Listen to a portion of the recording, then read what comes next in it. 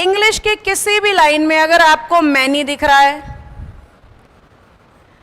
अगर आपको many a दिख रहा है और आपको ए मैनी दिख रहा है, मैनी दिख रहा है, मैनी ए दिख रहा है और ए मैनी दिख रहा है, तो ध्यान से देखो, सब्जेक्ट और वर्ब।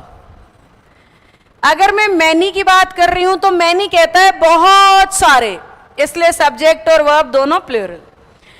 अगर मैं मैनी ए की बात करूं तो मैनी के साथ ए लगने की वजह से, ए की वजह से सब्जेक्ट और वर्ब दोनों सिंगुलर।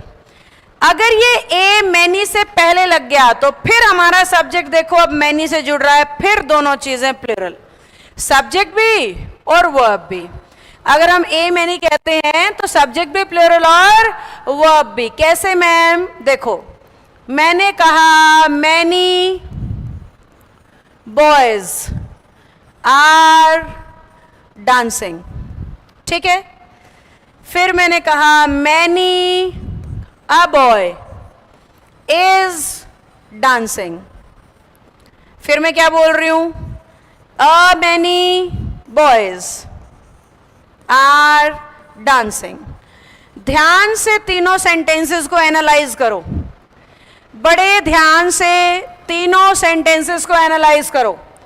पहले में मैं मैनी लिख रही हूं इसलिए सब्जेक्ट और वर्ब प्लूरल है, दूसरे में मैनी के पीछे दिख रहा है इसलिए सब्जेक्ट और वर्ब सिंगुलर है, और तीसरे में मैनी के साथ आ गया, देखो ए आगे आ गया, इसलिए फिर से सब्जेक्ट और वर्ब प्लूरल हो गया। समझे बच्चों?